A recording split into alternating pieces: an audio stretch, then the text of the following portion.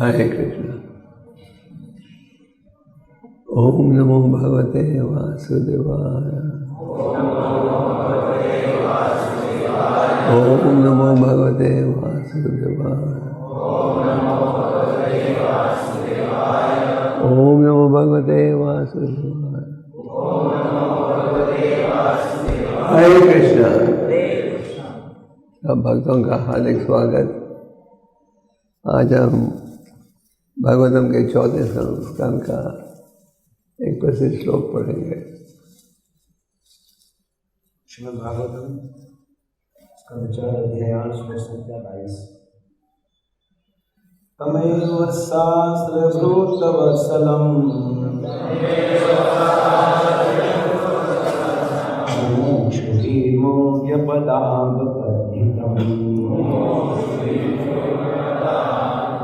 अनन्य भावे निज धर्म भाविते वनश्वस्थाप्य भजस्पुरुषम्।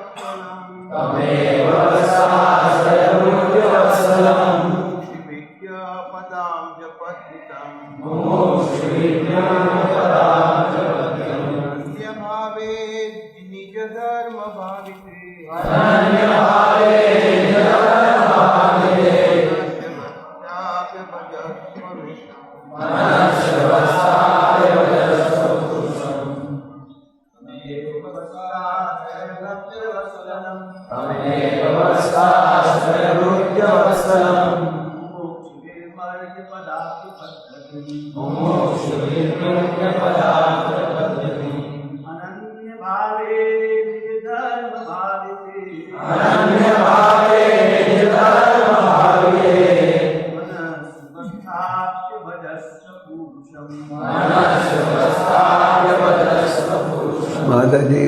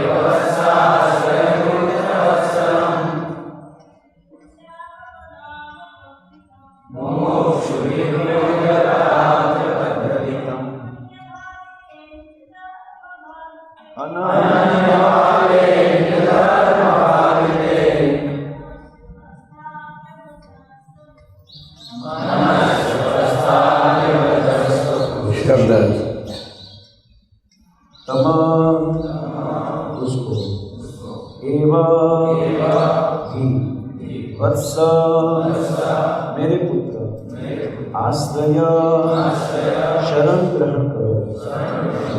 वत्सलम श्री भगवान की जो अपने भक्तों पर अत्यंत कृपालु है। मुमुक्षुहि जो मुक्ति की इच्छा रखने वाला है। हृदय खोजे जाकर पद अब्ज चरण कमल अधृतिम प्रणाली अनन्य भावे एकांत भाव में निज धर्म भाविते अपने मूल स्वाभाविक पद पर स्थित मनसी मन को अवस्थाप्य रखकर भजस्व भक्ति करते रहे पुरुषम परम पुरुष। अनुवाद आपके द्वारा मेरे पुत्र तुम्हें भी भगवान की शरण ग्रहण करनी चाहिए, क्योंकि वे अपने भक्तों पर अत्यंत दयालु हैं। जन्म मरण के चक्र से उद्धार चाहने वाले व्यक्ति भगवान के चरण कमलों की शरण में जाते हैं। अपना निर्दिष्ट कार्य करके पवित्र होकर तुम अपने हृदय में भगवान को स्थिर करो और एक पल भी चलायमान हुए बिना Yadunandan wants to go up and chant. He can go. Yadunandan. Okay, if you want to go and chant. Suniti ने अपने But we finished the chanting in Mangal Aarti video. भक्ति योग की पद्धति बताई है Shall I translate it? और भगवान साक्षात्कार के आदर्श Just leave him sit in the corner. प्रत्येक व्यक्ति अपना स्वाभाविक वृत्ति पर कार्य करता हुआ उसी के साथ ही अपने हृदय में भगवान को बसाए कर सकता है।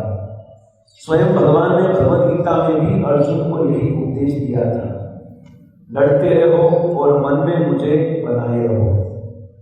कृष्ण चेतना में सिद्धि चाहने वाले प्रत्येक ईमानदार पुरुष का यही आदर्श होना चाहिए। इस प्रसंग में सुनीति ने अपने पुत्र को उपदेश दिया कि भगवान भृत्यवत्सल है, अर्थात वे अपने भक्तों पर अत्यंत दयालु हैं। उसने कहा कि तुम अपनी विमाता से अपमानित होकर मेरे पास चिल्लाते आए हो, किंतु मैं तुम्हारा भला नहीं कर सकती। श्री कृष्ण अपने भक्तों पर इतने दयालु हैं कि यदि तुम उनके पास जाओगे तो उनकी वत्सलता तथा उनके मृदु व्यवहार मुझ जैसे लाख लाख माताओं से भी बढ़कर है। जब कोई अपना दुख घटा पाने में असमर्थ रहता है तो श्री कृष्ण ही भक्त की सहायता करते हैं। सुनीति ने इस पर भी बल दिया है कि भगवान तक पहुंचने की क्रिया सरल नहीं, वरन बड़े बड़े ऋषि तक इनकी तलाश में रहते हैं। सुनीति ने यह भी बताया कि ध्रुव महाराज अभी 5 वर्ष के छोटे बालक हैं, अतः कर्मकांड द्वारा अपने आप को शुद्ध कर पाना उनके लिए संभव नहीं है, किंतु भक्ति योग की विधि से 5 वर्ष से भी कम आयु का बालक या किसी भी उम्र का व्यक्ति शुद्ध हो सकता है। भक्ति योग की यही विशिष्टता है, अतः उन्हें देवताओं की या अन्य किसी विधि की पूजा करने की सलाह नहीं दी। उन्हें केवल भगवान की शरण में जाने को कहा, जिससे सिद्धि प्राप्त हो सके। जो ही मनुष्य अपने हृदय में भगवान को बसा लेता है, हर काम सरल हो जाता है और सफलता मिलती है। श्रील प्रभुपाद की Hare Krishna. Om Jnanandasya Jnananjana Chakshumritariya Shri Chaitanya Manovesa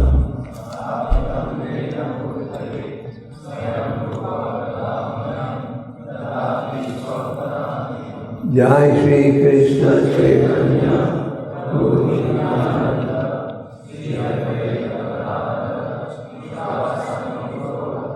Hare Krishna Hare Krishna Krishna Krishna Hare Hare Hare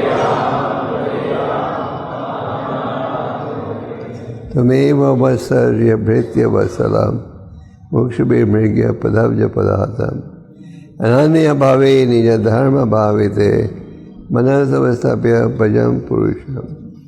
तो सुंदर श्लोक का उच्चारण स्मृति कर रही है। श्रीमद् भागवतम में आप भगवान उनके भक्तों की लीलाओं के विषय में पढ़ते हो और इन भक्तों की लीलाओं का सुनकर हम हमारे अशुद्ध हृदय को शुद्ध बनाते हैं। भौतिक समाज में हम रुचि लेते हैं भौतिकवादी व्यक्तियों की लीलाओं में, और भक्तों की इस विषय में कोई रुचि नहीं है। हम रुचि लेते किस में? भगवान उनके भक्तों की। चैतन्य महाप्रभु उनके साथी अक्सर जब चर्चा करते थे ध्रुव महाराज की कथा और प्रहलाद महाराज की कथा, रासलीला नहीं, और हम भक्तों को भी प्रयास करना चाहिए भगवान उनके भक्तों की लीला का श्रवण करें। तो इस अध्याय में आपने पढ़ा है कि ध्रुव महाराज के पिता का नाम था महाराज उत्तानापाद। इनकी दो पत्नियां थी, सुनीति और सुरुचि, और ध्रुव महाराज एक दिन प्रयास कर रहे थे पिता की गोद में बैठने के लिए। उन्हें देखा कि उनका सौतेला भाई पिता की गोद में है। वो जब बैठने गए तो सौतेली माँ सुरुचि ने क्या कहा, तो मेरे गर्भ से, जब तक तुम मेरे गर्भ से जन्म नहीं लो तुम तुम्हारे पिता की गोद में बैठने के योग्य नहीं बनोगे। दूसरे शब्दों में उसने कहा, अब तुम ये शरीर त्यागो, भगवान की कृपा होगी तो नया देह प्राप्त होगा मेरे गर्भ से, फिर पिता के गोद में बैठ पाओगे। ध्रुव ने अपमान महसूस किया, क्षत्रिय खून था, और सौतेली माँ ने इतनी जोर से डांटा कि महल के सारे नौकरों ने भी सुन लिया, और ध्रुव के पिता बिल्कुल चुप रहे। तब ध्रुव ने आके माता से कहा इस घटना के विषय में। माता ने कहा, मैं तो सुन बैठी हूँ, जो दूसरे नौकर थे उन्होंने आकर मुझे सुना दिया है कि सौतेली माँ ने तुम्हारा बड़ा अपराध किया। ध्रुव ने पूछा कि कौन मेरी मदद कर सकता है। ध्रुव के मन में यह भाव आया कि मेरी सौतेली माँ ने मुझे रोका पिता की गोद में बैठने से, अब मैं ऐसा प्रयास करूँगा कि मुझे बड़ा विशाल राज्य प्राप्त हो, तो इतिहास में किसी को प्राप्त नहीं हुआ हो।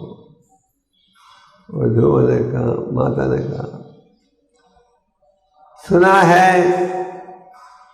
केवल भगवान तुम्हारा सहयोग कर सकते हैं, और कहाँ प्राप्त होंगे भगवान? कहाँ? जंगलों में।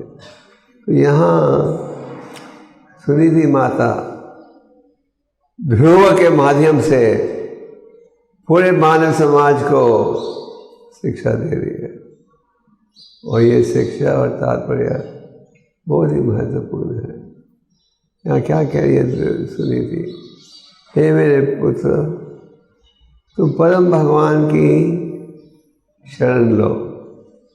ये है हमारे वैदिक शास्त्रों का निर्णय, भागवतम का निर्णय यही है, परम भगवान की शरण लो। व्यासदेव ने वैदिक शास्त्रों की रचना की थी, सार को प्रस्तुत किया था वेदांत सूत्रों में। जब भी उन्हें लग रहा था कि मेरे कार्य में कुछ कमी रह गई है, तो जब वो विचार कर रहे थे क्या कमी रह गई है, तो उस समय वहाँ कौन पहुँचा? गुरु नारद, जिन्होंने उन्हें कहा कि तुमने शुद्ध भक्ति के ज्ञान पर बल दे दिया। जिसके पश्चात उन्होंने हमें श्रीमद् भागवतम दी है। 18,000 श्लोक, हर श्लोक का बहुत ही गहरा अर्थ है। प्रभुपाद जी ने कहा कि अगर आप भागवतम और गीता के एक श्लोक को भी ध्यान से समझ लोगे और अपनाओगे, आपका जीवन सफल हो पाएगा। एक श्लोक केवल 18,000 श्लोकों को आज छोड़ा। तो परम भगवान की शरण लेना, ये है वैदिक शास्त्रों का निर्णय। और भाग्यशाली व्यक्ति है तो भगवान की शरण लेता है। और अगर हम भगवान की शरण नहीं लें तो किसकी शरण में रहना पड़ेगा? माया आपको क्या करती है? सुख देती है। माया आपको केवल दुख ही दुख देती है। लगता है सुख, जैसे कल रात को हम 3 प्रकार के सुखों का वर्णन कर देते हैं। अज्ञानता के कारण हम सोचते हैं सुख है, और है असल में दुख। तो सुरीति कह रही है, हे मेरे प्रिय पुत्र, तुम परम भगवान की शरण रहो, जो उनके भक्तों के प्रति अत्यंत दयालु है। भगवान गीता में क्या कहते हैं? कौन त्या परिचाल ही नवे भक्ता। हे अर्जुन, तुम सारे विश्व को ये सूचना दो कि मेरा भक्त कभी नष्ट नहीं होगा। आप कहोगे भगवान ने स्वयं सूचना क्यों नहीं दी? क्यों कहा अर्जुन को तुम सूचना दो? क्योंकि जब भक्त कहता है कि भगवान अपने भक्तों की सुरक्षा करते हैं, तो लोग ज़्यादा विश्वास करेंगे। जैसे इसी भाव को भौतिकवादियों ने नकल किए। कोई वस्तु बना रहा है, कोई व्यापारी, वो खुद नहीं कहता मैं अच्छा माल है, वो किसी फिल्मी कलाकार, स्पोर्ट्स कलाकार को 4 करोड़ रुपए देगा, तुम बोलो ये अच्छी वस्तु है कि नहीं? वो कहता है हाँ ये शेविंग क्रीम खरीदो, ये खरीदो। वो खुद भी कह सकते हैं, पर उनका भाव ये रहता है वो कहेगा तो ज़्यादा लोग मानेंगे, तो उनको 8 करोड़ भी दे देंगे कहने के लिए। और लोग इतने मूर्ख हैं, उनको पता है कि इसने पैसे देके कहा है, जब भी उसमें विश्वास करते हैं। तो भगवान कह रहे अर्जुन, तुम ये उपदेश दो। परम भगवान भक्तों के प्रति अत्यंत दयालु है। आप भगवान के भक्तों की अनेक लीलाओं को पढ़ते हो, किस प्रकार भगवान ने अपने भक्तों की सुरक्षा की। प्रहलाद महाराज को अत्यंत अनेक प्रकार के कष्ट भुगतने पड़े। केवल एक ही दोष था, पर भगवान के प्रति उनका आकर्षण था। प्रहलाद का भाग्य था कि माता के घर में उन्होंने दिव्य ज्ञान प्राप्त किया था। किसके द्वारा? नारद मुनि के द्वारा। उनके पिता कभी समझ नहीं पाए कौन मेरे बेटे को ये दिव्य ज्ञान दे रहा है, और उन्होंने प्रहलाद के 2 अध्यापक थे, टीचर, क्या था उनका नाम, उनको डांटा, तुम लोग सावधान नहीं हो, लगता है कि वैष्णव वेश बदल कर आ रहे हैं मेरे बेटे के दिमाग को बदलने के लिए। और अध्यापकों ने बड़ा अपराध महसूस किया, हमें बेकार में मत डांटो, हम ब्राह्मण हैं, हमें खुद नहीं पता कौन है शिक्षा दे रहे हैं। प्रहलाद को अनेक प्रकार के कष्ट भोगने पड़े, भगवान ने उनकी रक्षा की। भगवान कहते हैं मैं अपने भक्तों की सुरक्षा करता हूँ। और व्यक्ति जो जन्म मृत्यु के बंधन से छुटकारा चाहते हैं, उन्हें क्या करना चाहिए? परम भगवान की शरण लेनी चाहिए। तो ये होना चाहिए हर व्यक्ति का असली भाव। हमारा भाव क्या रहता है भौतिक समाज में? धन कमाए, सच बात है। तो आप कहोगे भक्त भी तो धन कमाने की इच्छा रखते हैं। हम धन कमाने की इच्छा रखते हैं इस दृष्टि से कि धन का उपयोग किया जाए, लक्ष्मी को हमेशा नारायण के चरणों में बिठाना चाहिए।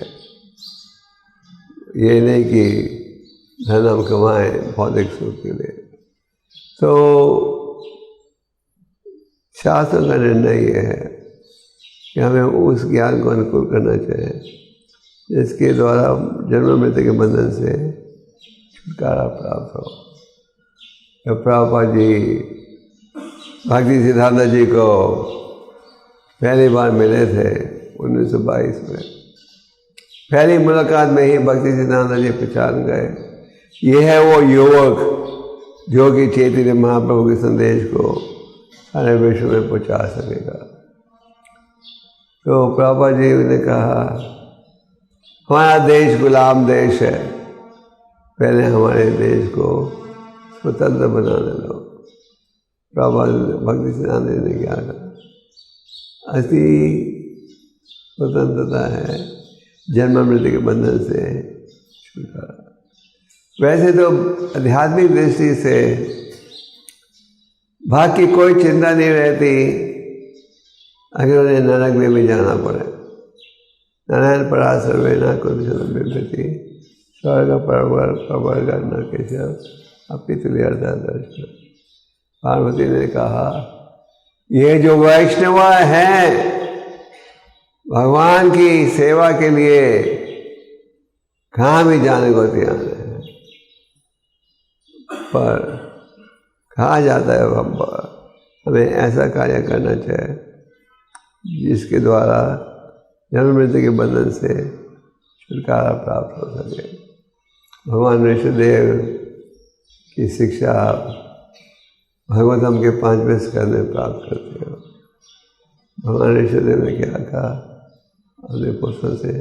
ना हम देह देह बाह्यम लोग, हे मेरे पुत्र तुम लोग पशु के समान जीवन को मत बिताओ, तपस्या करो किसकी खुशी के लिए?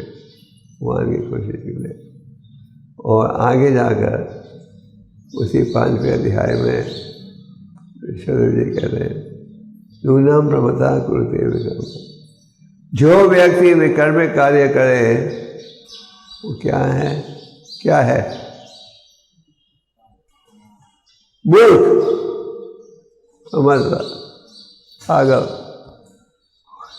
वो व्यक्ति ये नहीं पहचान पाता कि आज जो देह है वो केवल हमें कष्ट पहुंचा रहा है, और अगर हम शास्त्र के विपरीत कार्य करते हैं तो फिर से देह प्राप्त होगा जो केवल कष्ट देगा।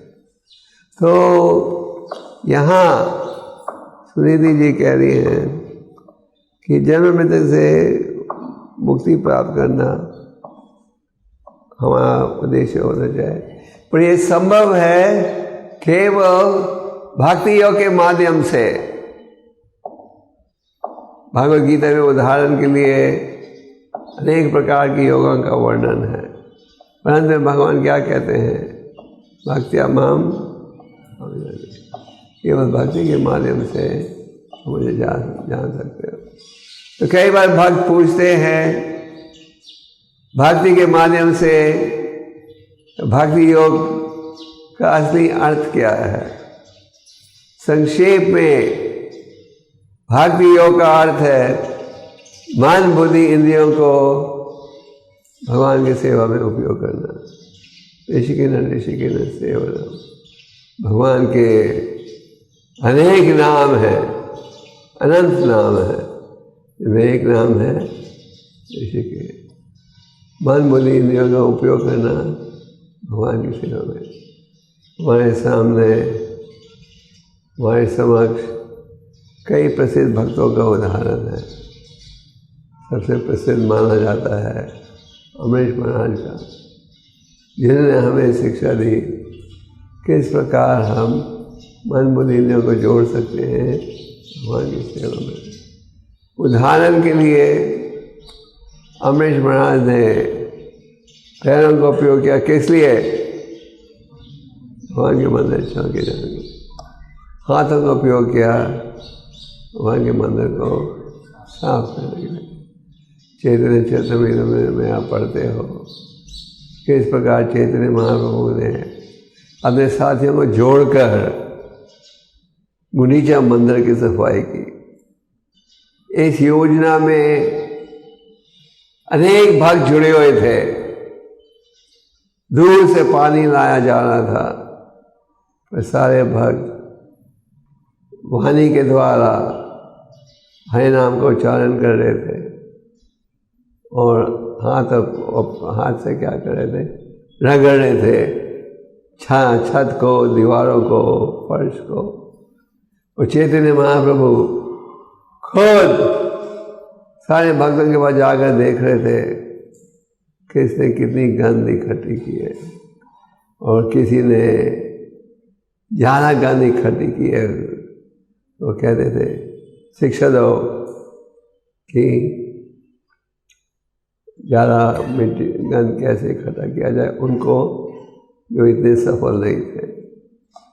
तो चैतन्य महाप्रभु ने अनेक भक्तों को जोड़ा मंदिर की सफाई में। तो इसी प्रकार हमारी इच्छा होनी चाहिए जब हम भगवान के द्वार में प्रवेश करते हैं कि हमें तुच्छ सेवा भी मिले। ये नहीं कि हमें ऐसी सेवा चाहिए जहाँ हुक्म चलेगा। तुच्छ सेवा भी करने में हमें आनंद आना चाहिए। मंदिर आओ, झाड़ू दो, सफाई करो, गंद इकट्ठा करो। आप सोचोगे हम क्या इसका में भंगी बनने आए हैं? बोलते हैं साफ कुछ सफाई करो, झाड़ू दो। भगवान के लिए भंगी बनना तो बड़े महान सेवा है, नहीं? महाराज प्रतापरुद्र राजा थे उड़ीसा के, बहुत ही ऊंची कोटि के भक्त। उन्होंने प्रयास किया था महाप्रभु का दर्शन प्राप्त करने के लिए। महाप्रभु इनकार करते गए, कहते गए मैं सन्यासी हूँ, मैं उन व्यक्तियों के साथ नहीं जुड़ सकता जो उनको स्त्रियों से, धन से संबंध रखना पड़ता है। और जब चैतन्य महाप्रभु ने देखा रथ यात्रा आरंभ होने से पहले महाराज प्रतापरुद्र क्या कर रहे थे? सोने के झाड़ू को लेकर पूरे रास्ते को स्वयं उन्होंने साफ किया। ये नहीं कि नौकरों को बोला तुम साफ करो, खुद साफ किया। और उसके पश्चात पूरे रास्ते को धोया गुलाब के पानी के साथ।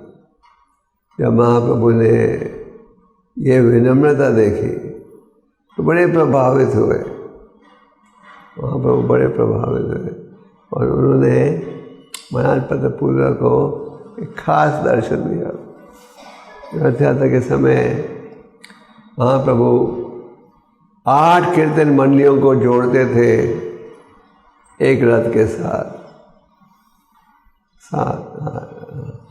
और महाप्रभु अपना विस्तार कर रहे थे, हर कीर्तन मंडली में उपस्थित थे और हर कीर्तन मंडली सोच रही थी क्या सौभाग्य है हमारा, महाप्रभु हमारी कीर्तन मंडली में नाच रहे हैं। पर ये लीला कि सारे कीर्तन मंडलियों में एक साथ उपस्थित है महाप्रभु, ये केवल चुने हुए भक्तों को ये योग्यता दी थी, जिनमें एक थे महाराज प्रतापरुद्र। क्योंकि और महाप्रभु कैसे प्रसन्न हुए? उनकी विनम्रता देखकर।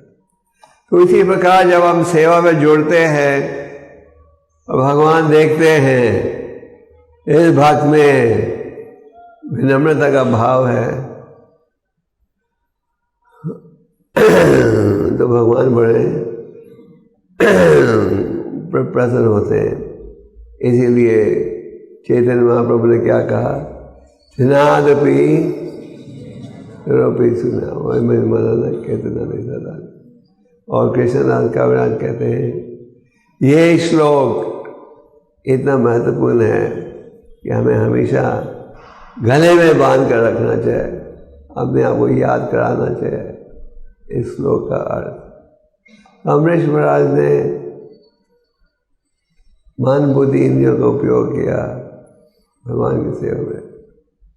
दुर्वासा मुनि ने प्रयास किया उन्हें जलाने के लिए, जब भी वो ध्यान से भगवान का चिंतन कर रहे थे।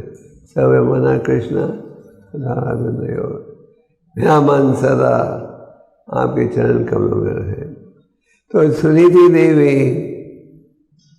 ये उपदेश दे रही हैं कि उनके पुत्र को भक्ति योग के मार्ग में जुड़ना चाहिए।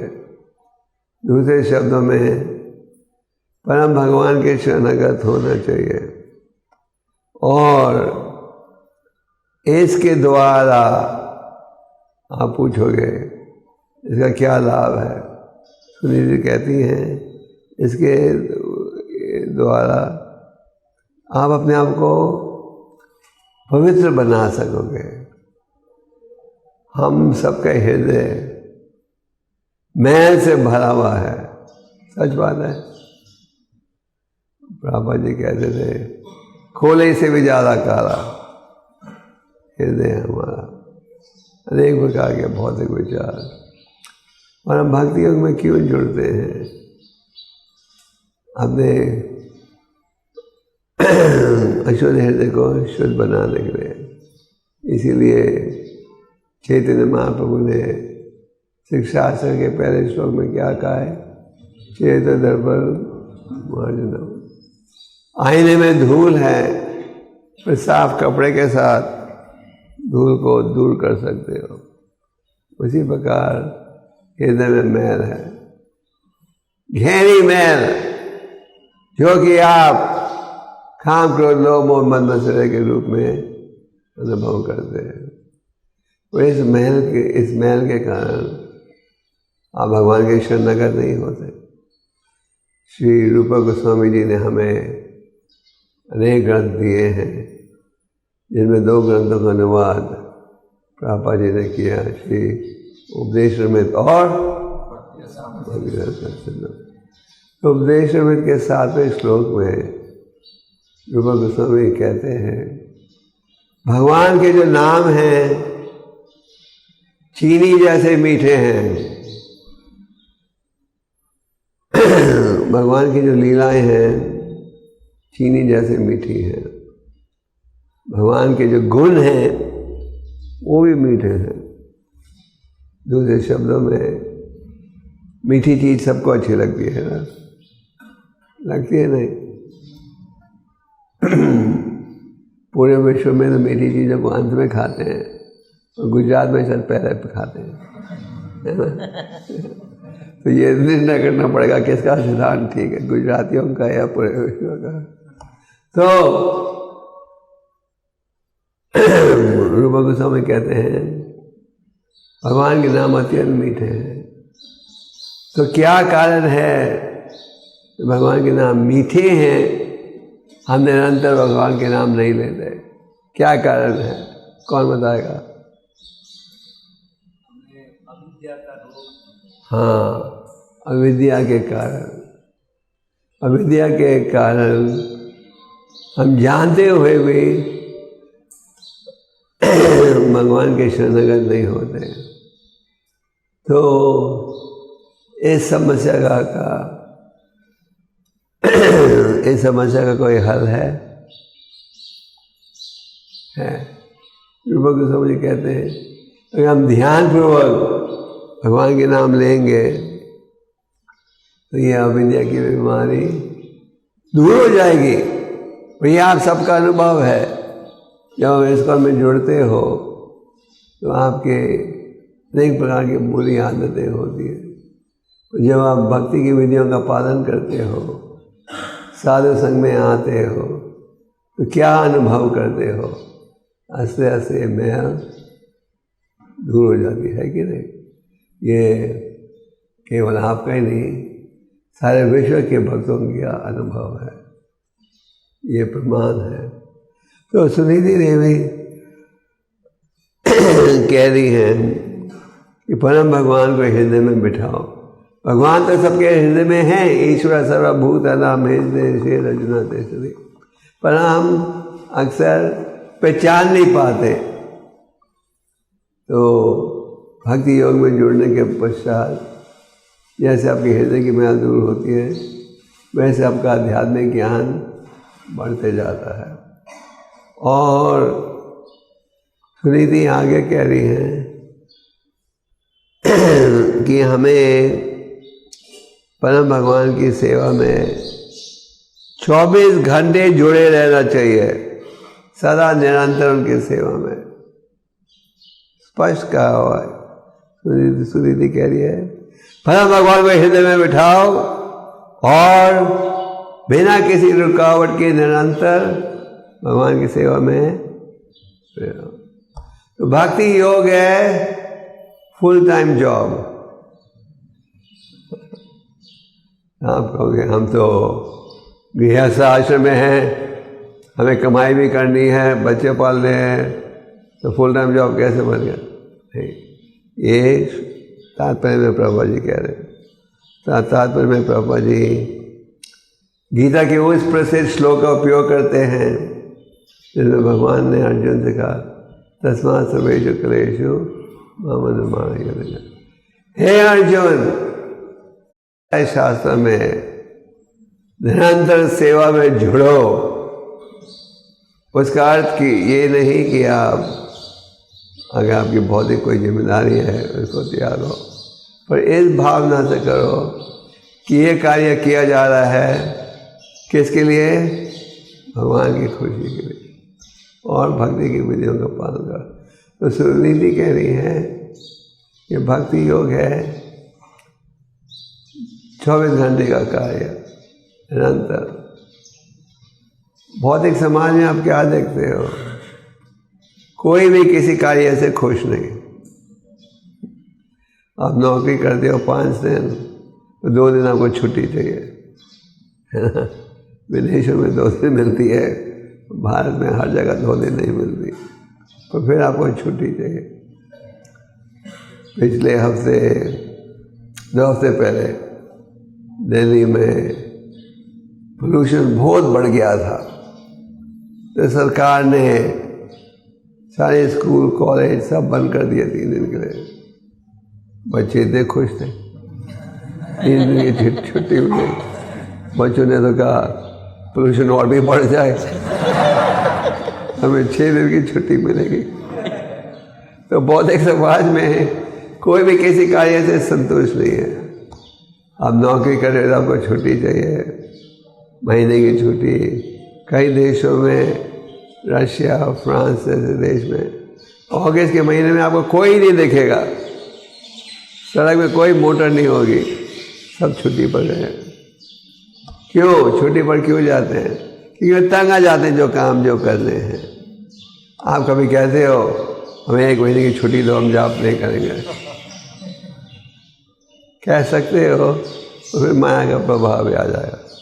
तो भक्ति योग में केवल आनंद ही आनंद है। ब्रह्मभूत प्रसन्नात्मा न सोचती न कंसती।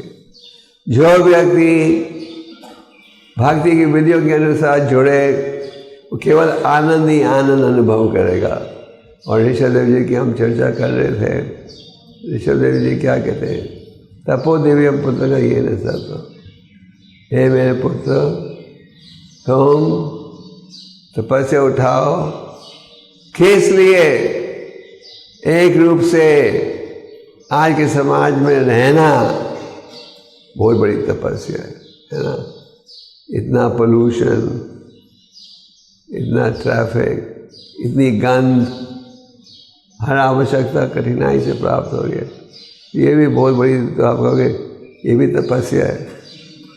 नहीं, वो कहते हैं तपो दिव्यम, भगवान की खुशी के लिए। तो आप पूछोगे अगर हम तपस्या उठाएंगे हमें क्या मिलेगा? हाँ, पूछ। तो भगवान ने शब्द क्या कहते हैं? अनंतम सुख जो कि केवल बढ़ते ही जाएगा। जैसे महाप्रभु भी कहते हैं, महामंत्र के उच्चारण के अनेक लाभ हैं, जिनमें एक लाभ है आनंद बोधि आनंद ही आनंद। तो कुंती देवी कह रही है कि भक्ति में जुड़ो। प्रभुपाद तात्पर्य में कहते हैं कि ये जो भक्ति योग का सिद्धांत जो कुंती महारानी दे रही है पूरे मानव समाज के लिए है, और हमें ये नहीं सोचना चाहिए कि आज के आधुनिक युग में ये संभव नहीं। हमारे कई हिंदू भाई बहन भी कई बार कहते हैं, ओह वैदिक message is outdated, it is mythology, imagination. कहते हैं ये तो कल्पना है, आज आधुनिक युग में कोई स्थान नहीं। वह प्रभुपाद जी ने सारे विश्व में कृष्ण भक्ति की स्थापना की, तो ये स्थापित किया कि इस आधुनिक युग में भी बड़ी सरलता के साथ आप भक्ति की विधियों का पालन कर सकते हो। तो तात्पर्य में कहा जा रहा है कि भगवान कह रहे हैं अर्जुन मुझसे मन बुद्धि को मेरे चरणों में अर्पण करते हैं, युद्ध में लड़ो। तो आगे तात्पर्य में प्रभु जी कह रहे हैं कि भगवान इतने दयालु हैं कि लाखों माताओं की, जैसे सुनीति देवी कह रही है बेटे से, भगवान अत्यंत दयालु हैं भक्तों के प्रति। तो इसकी तुलना हजारों माताएं भी नहीं कर सकती। ऐसे प्रभा जी कहते थे, जो माता का प्रेम है बच्चे के लिए उसकी तुलना कोई नहीं कर सकता। पर यहाँ तात्पर्य में प्रभु जी कह रहे, लाखों माताओं का प्रेम भगवान के प्रेम से कम है। एक रिश्ता है जो कभी समाप्त नहीं होता। और आगे प्रभु जी कहते हैं कि भक्ति योग एक माध्यम है, और भगवान की कृपा से हर कार्य सरल हो जाता है, और कृपा के बिना हर कार्य कठिन हो जाता है। इस विषय में चैतन्य चैतन्य में कहा गया है, चैतन्य महाप्रभु की कृपा से कठिन कार्य सरल हो जाता है, और उनकी कृपा के बिना सरल कार्य क्या हो जाता है? कठिन हो जाता है। कृष्णनाथ काविराज कहते हैं कि चैतन्य महाप्रभु जी की कृपा से अंधा व्यक्ति देख सकता है, लंगड़ा व्यक्ति पहाड़ों के पार जा सकता है, गूंगा व्यक्ति बोल सकता है, बहरा व्यक्ति सुन सकता है। दूसरे शब्दों में चैतन्य महाप्रभु जी की कृपा से कठिन कार्य सरल बन जाता है, और उनकी कृपा के बिना सरल कार्य कठिन हो जाता है। तो प्रभुपाद जी आगे कहते हैं कि सुनीति ने ये नहीं कहा देवताओं की उपासना करो, उन्होंने स्पष्ट कहा कृष्ण भगवान की शरणागत हो जाओ। तो ये श्लोक का तात्पर्य बड़ा महत्वपूर्ण है, और जैसे मैंने आरंभ में कहा था, भागवतम के हर श्लोक का इतना महत्वपूर्ण संदेश है कि प्रभुपाद के शब्दों में अगर आप एक श्लोक भी ध्यान से अपना लो, आपका जीवन सफल हो जाएगा। तो ये संदेश हम सब के लिए है, और इस श्लोक और तात्पर्य में अनेक महत्वपूर्ण विषयों की चर्चा हो रही है, और भागवतम का अध्ययन बहुत आवश्यक है। इसीलिए भागवतम में कहा गया है नास्ता परेषु बुद्धेषु, देते हम भागवत से। भगवती उत्तम श्लोक है, भक्ति भगवती रहती। ध्यान से अगर हम इस भागवतम सुनेंगे तो मैल दूर होगी और क्या साबित होगा? मैल दूर होने के क्या, उसका क्या परिणाम होता है? भक्ति की भावना बढ़ेगी। तो अगर हम भक्ति के मार्ग में उन्नति करना चाहते हैं, हरि नाम के साथ शास्त्रों का अध्ययन और शास्त्रों का वेतन, इस विषय में हमने कल काफ़ी उपदेश दिया था। तो आज भगवान ने ये जो प्रचार की सेवा है, भगवान क्यों चाहते हैं हम प्रचार करें? चैतन्य महाप्रभु जो हरिदास के पास आए, उन्होंने कहा, हरिदास ये बताओ कैसे ये म्लेच्छुर यावना का उद्धार होगा? म्लेच्छुर यावन कैसे कहते हैं? जो कि शास्त्र के विपरीत कार्य करते हैं। और उत्तर में हरिदास ने कहा, प्रभु चिंता न कार्य, हे मेरे स्वामी आप चिंता मत करो। महाप्रभु चिंता में थे, कैसे पतितों का उद्धार होगा, ये भगवान की चिंता, ये उनके भक्तों की चिंता। और भक्त जब प्रचार करते हैं, वो इस योजना के द्वारा भगवान की चिंता को घटाने का प्रयास कर रहे हैं। भक्त खुश होते हैं भगवान की चिंता को घटाने में। तो हरिदास ने क्या कहा, घबराओ मत। तो क्या उपाय दिया हरिदास ने? हाँ राम बालिक है, राम बास है, अपराधों से रहित हरि नाम का जाप करेंगे तो फिर क्या होगा? इस जन्म मृत्यु के बंधन से बच सकेंगे। तो इन ग्रंथों में क्या है? हरि नाम की महिमा का ज्ञान। चाहे आप गीता पढ़ो, भागवतम पढ़ो, तो ये जो ग्रंथों के वितरण की सेवा है, सबसे महत्वपूर्ण सेवा है और एक सरल माध्यम है भगवान के प्रिय बनने के लिए। और भक्तों का अनुभव है, यहाँ भी वो प्रयास करेंगे श्रद्धा के साथ, वहाँ सफलता प्राप्त हो जाती है। कई बार हम सोचते हैं nobody is interested in these books, लोग नहीं पढ़ना चाहते हैं। तो आप आश्चर्य हो गए, कितने लोग राह देखते हैं हर साल कभी हरे कृष्ण वाले आएंगे जन्माष्टमी के ऊपर, है ना? जब आप जाओ तो कई आपका स्वागत करते हैं, कई अपमान करते हैं। तो हमें कभी भी ये नहीं सोचना चाहिए कि प्रचार की सेवा, ये प्रचार का जो कार्य है इतना महत्वपूर्ण नहीं है। माया का मैराथन कितने महीने चलता है? हाँ, कितने? 10 महीने, 12 महीने, 12 महीने, 12, 365 दिन। तो भक्तों का प्रचार का मैराथन, हम तो 1 महीना मैराथन करते हैं, उसने बहुत चमत्कार कर दिया। कई देशों में, रशिया जैसे देश में भी 5-6 मैराथन होते हैं साल में।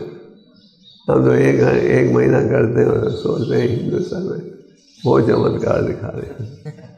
हमारा प्रयास रहना चाहिए 365 दिन का मैराथन, फिर हम मानेंगे कि आप प्रचार कर रहे हो।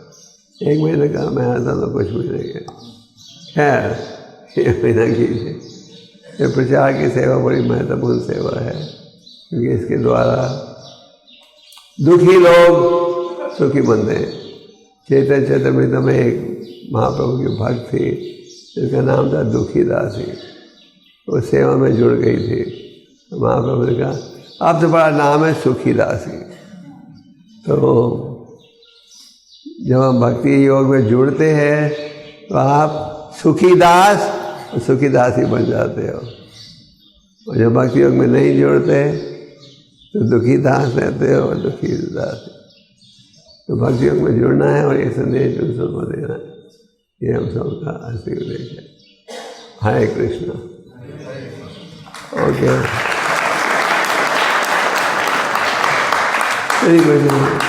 कल 2 लेक्चर में बुक डिस्ट्रीब्यूशन की काफ़ी चर्चा की थी। तो एनी क्वेश्चन?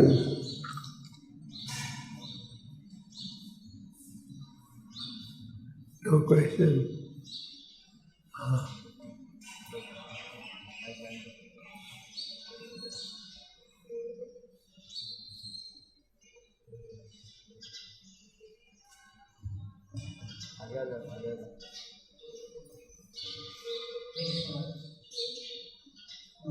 और गीता में बताया है संसार में 2 तरह के जीव हैं, नित्य श्रद्धा और नित्य बद्धा। क्या? संसार में 2 तरह के जीव हैं, तो नित्य श्रद्धा, नित्य बद्धा। तो नित्य श्रद्धा समझ में आता है कि वो कोई मानव नहीं होता उनका, लेकिन नित्य बद्धा वो बिना श्रद्धा ही रहते हैं, फिर उनका लास्ट लाइन क्या बोला? नित्य बद्धा है वो नित्य बद्ध ही रहते हैं या फिर नहीं, नित्य बद्धा नित्य मुक्त नित्य सिद्धा बन सकते हैं अगर आप भगवान के नियमों का पालन करो, भक्तियों की विधियों का पालन करो, तो बंधे हुए व्यक्ति मुक्त बन सकते हैं। इसीलिए हमारा सदा ये निवेदन रहता है, भगवान के शरणागत हो जाओ। हमारे यहाँ पे नित्य शब्द का उपयोग किया जाए, नित्य का उपयोग किया जाए। नित्य हम बंधे हुए हैं कई जन्मों से, पर अभी अगर हम ना उठाएं तो खुशखबरी क्या है, आप भी मुक्त बन सकते हो। जैसे आपको जेल खाने में सजा होती है 15 साल की, तो आप अच्छा व्यवहार जेल में रखोगे तो सजा कम हो जाती है। तो उसी प्रकार भगवान कहते हैं सर्वधर्माः परित्यज्य मामेकम् हम सब पापे मोक्षामि मा शुचः।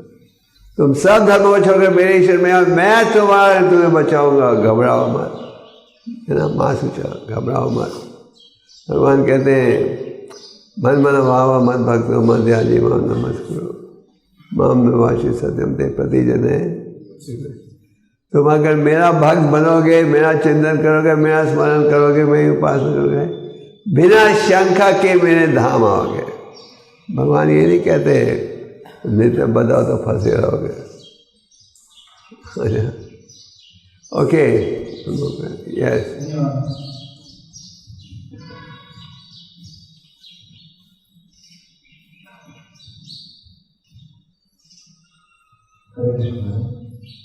मेरा प्रश्न ये है कि यहाँ पर सुनीति माता ध्रुव महाराज को उपदेश दे रही है कि तुम्हें भगवान की शरण लेनी चाहिए। तो हम देखते हैं कि अभी समाज में एक माता पिता अपने पुत्र को बताते हैं कि भाई देखो तुम मेरे पुत्र हो, तुम्हारे कर्तव्य यही है। मतलब मेरा प्रश्न ये है कि माता पिता का कर्तव्य क्या होता है पुत्र के प्रति, और पुत्र का कर्तव्य क्या होता है अपने माता पिता के प्रति? बड़ा अच्छा प्रश्न। भगवान ईश्वरदेव कहते हैं व्यक्ति को माता नहीं बनना चाहिए, पिता नहीं बनना चाहिए जब तक अपनी औलाद को भगवान के धाम नहीं भेजे। तो माता पिता का कर्तव्य ये होना चाहिए कि बच्चों को भी आध्यात्मिक शिक्षा दे, और ये शिक्षा दे कि भगवान के शरणागत हो। ये नहीं अमेरिका भेज दो पढ़ाई के लिए और विवाह करा दो, आपका कर्तव्य समाप्त हो गया। आजकल हम सोचते हैं बच्चों को विदेश भेज दो और विवाह करा दो तो जिम्मेदारी खत्म। पर असली जिम्मेदारी है माता पिता का दिव्य ज्ञान प्रदान करना छोटी आयु से। और बच्चों की क्या शिक्षा, बच्चों का क्या कर्तव्य। हम ये नहीं कहते माता पिता की चिंता नहीं करो, देखभाल नहीं करो, उनका कर्तव्य है तो भगवान के शरणागत हो। अगर भगवान के शरणागत हो तो 13 पीढ़ी तक सब रिश्तेदारों का भी मुक्ति दिला सकते हो। भक्ति में इतनी गहरी शक्ति है। वैसे नहीं तो हर सिचुएशन अलग अलग होती है, तो इंडिविजुअली डिस्कस करना पड़ेगा। कोई ब्लैंकेट रूल नहीं है सबके लिए। ओके, यस,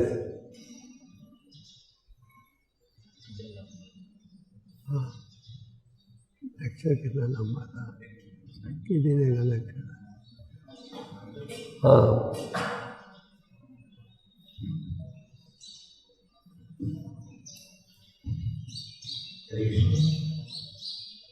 मैं शॉप टू शॉप जाके भगवत गीता का किसी को सुनना करता हूँ। मैं अकेले नहीं जाता हूँ, तो शॉप में जाता हूँ, सब अलग अलग व्यूज होता है। पिछली बार देखते हैं, मैं इतने बड़े बड़े लोग हैं जिसका माइंड का भगवत गीता क्या है, उसका माइंड में कुछ रहता है कि भगवत गीता का हमको कोई ट्रस्ट नहीं, भगवत गीता क्या मिलता है हमको। इसके लिए तिलक वाले आ गए, फिर स्कॉन वाले आ गए, ऐसे ऐसे सब लोग बोलते हैं। फिर भी हम देखते हैं तो मैं यही जानना चाहता हूँ कि भगवत गीता में शॉप टू शॉप जाता हूँ और कभी सोसाइटी में भी जा रहा है, तो शॉप टू शॉप में मैं जो करता हूँ तो उसमें किसी को तो अपना सुनते ही नहीं लोग, तो बाहर से ऐसा बोल देते हैं तिलक वाला है, we have no time to discuss with you. तो हाउ टू एक्सप्लेन, उसको किस तरह समझना कि ये भगवत गीता है, इसके माइंड में क्या है। कितने लोग मेरे 4-5 लोग जो लाइफ मेंबर है मैंने देखा है, जो लाइफ मेंबर हुए हैं तो 1 साल से 2 साल से 5 साल से जो लाइफ मेंबर हुए हैं, तो भगवत गीता का पूरा सेट और भागवतम का पूरा सेट उसके खाने के अंदर है। और मैं जाता हूँ तो देखता है कि मैं भगवत गीता तो मेरे पास मैंने लाया है, तो लाइफ मेंबर हो गए, तो मैं मेरे हिसाब से एक्सप्लेन करता हूँ। फिर भी वो Bhagavad Gita pack to pack ऐसा कहते बोला जो आपको उद्धार आए, मनुष्य जीवन जो मिला है तो उसका उद्धार करो। इसके लिए आपको ये भगवत गीता निकालो मेरे सामने और एक पन्ना पढ़ो।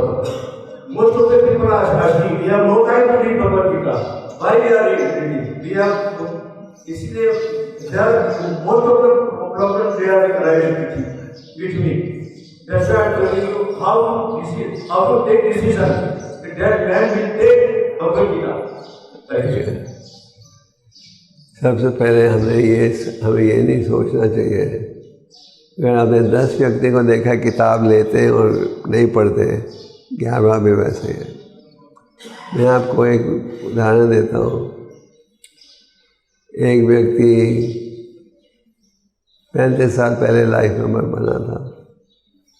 पापा जी ने लाइफ मेंबर स्कीम शुरू की थी इस भावना से कि लाइफ मेंबर लाइफ डिवोटी बने। फिर 35 साल पहले लाइफ मेंबर बना था। लाइफ मेंबर से किताबें मिली। एक भक्त जिसके पास कोई तालीम नहीं थी, स्कूटर चलाता था पहले, ऑटो रिक्शा ड्राइवर था, फिर डिवोटी बन गया। हम तो सबको ले लेते हैं। तो उसने इस व्यक्ति को भक्त बनाया था। वो बिजनेसमैन था अग्रवाल। तो 35 साल पहले लाइफ मेंबर बना और आस्ते आस्ते भक्तों के संग में आया, फिर दीक्षित भक्त हो गया। और उस भक्त ने कम से कम 40 करोड़ दिया गया इस्कॉन का पिछले 30 साल में। और उसको मेंबर किसने बनाया था? एक भक्त जो एक टैक्सी स्कूटर ड्राइवर था। तो आप 10 उदाहरण दोगे जो लोग पढ़ते मेंबर किताब लेते हैं नहीं पढ़ते, तो मैं आपको 10 उदाहरण दूंगा जो लोगों ने पढ़ा और इतनी सेवा की। तो इसी प्रकार कई लोग आप जहाँ प्रचार में जाते हो, आप दुकान जाते हो, आप ठीक कह रहे हो।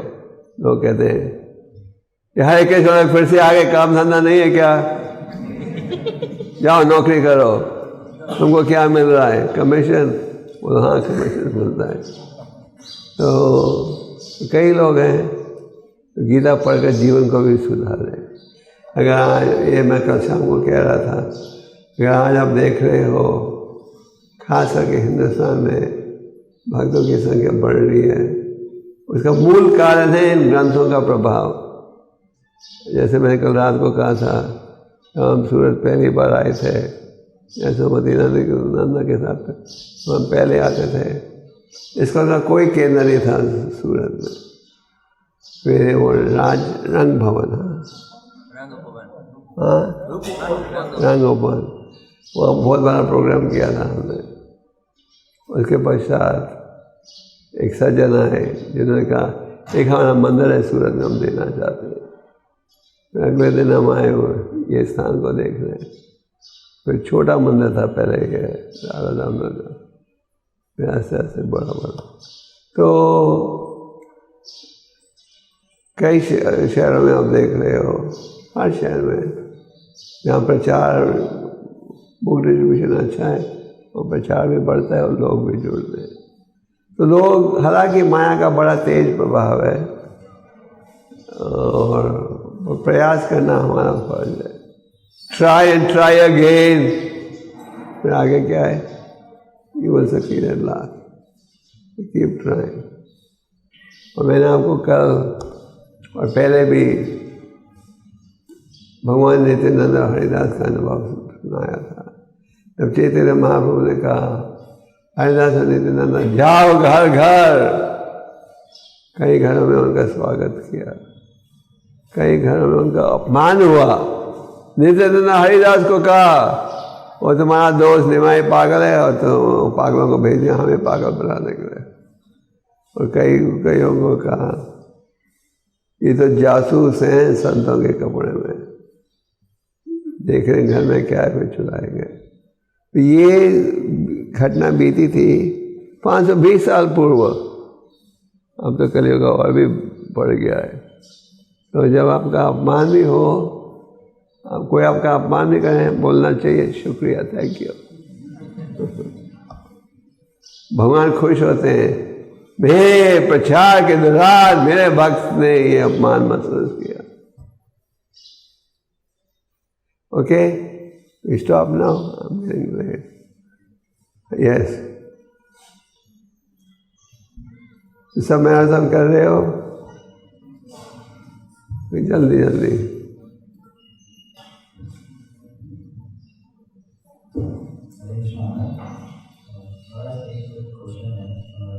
आपने कहा कि माता पिता का कर्तव्य है पुत्र को कृष्ण भावना में एंगेज होना। तो मेरा एक क्वेश्चन है कि पुत्र की इच्छा है भक्ति करने की और माता अपना कर्तव्य पूरा नहीं करे पर उसको मना करते हैं और ऐसा कह रहे हैं कि मैं जी नहीं पाऊंगी अगर पुत्र की भक्ति कर रहा है, हार्ट अटैक हो जाएगा। तो फिर क्या करना चाहिए? अभी हर केस अलग अलग होता है, तो मैं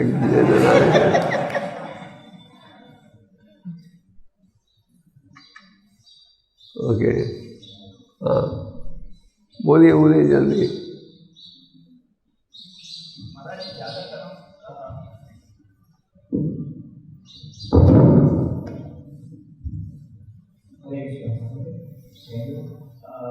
हम ज़्यादातर क्वांटिटी के ऊपर ज़्यादा बल देते हैं, क्वालिटी के ऊपर कम बल देते हैं। और जिसको भी हम भगवत गीता डिस्ट्रीब्यूट करते हैं तो we are not establishing the relation with that person. I'm sorry. Not clearing that philosophical aspect because most of we are worry about the quantity, not the quality. मतलब कि हम लोग सिद्धांत समझाते नहीं हैं। ज़्यादातर लोग यही बताए कि हम भगवत कर देते हैं, ऐसा करते हैं। We are not giving them the right direction. नहीं, हमें सिद्धांत भी सिखाना चाहिए। प्रभुपाद ने कहा, लाइव मेंबरशिप प्रोग्राम में प्रभुपाद ने जब शुरू किया, प्रभुपाद का ग्रंथों को दोगे तो लोग पढ़ेंगे। तो ये नहीं कि लाइव मेंबर बना दिया, पैसा ले लिया, नमस्ते। उसको सिद्धांत दो, मंदिर में बुलाओ, स्पिरिचुअल प्रोग्राम के लिए बुलाओ। हमारा अंतिम लक्ष्य है सबको भक्ति में जोड़ना, सिद्धांत समझाना भी अवश्य है। तो गीता के साथ हमें जो फिलॉसफी है वो भी समझाना चाहिए। Okay, Any more questions? Okay. You have a question? Okay, last question.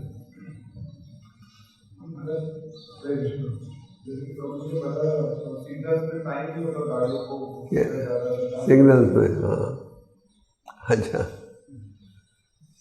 Marathon के समय हमारे भागदौड़ सिग्नल्स रेड लाइट में जाते हैं, पर इस गीता में इतनी शक्ति है कि आप छू भी दोगे तो भी हमको लाभ मिलेगा। ऐसा ये अर्थ नहीं कि आप अभी लोगों को बोलो छू दो बस, वो कह दो कि 2 लाख लोगों ने कल छुआ। मतलब ये है कि इनका तो इतना हम स्टॉप लाइन में भी देते हो। स्टॉप लाइन के द्वारा भी हमारे भक्तों ने कईयों को आगे किया। एक समय भक्त स्पॉटलाइट कर रहे थे दिल्ली में, तो राहुल गांधी चला रहा था गाड़ी, रुक कर उसने 2 गीता दी और कई। तो हाँ, कई स्थितियों में आप प्रचार का समय नहीं रहता स्टॉप लाइट में। हमने गीता दे दिया, उसने लक्ष्मी दे दी, उसका भक्ति योग शुरू हो गया।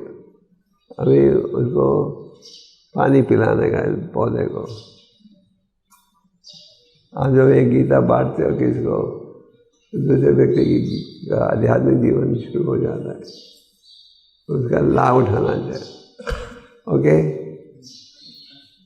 हरे कृष्ण।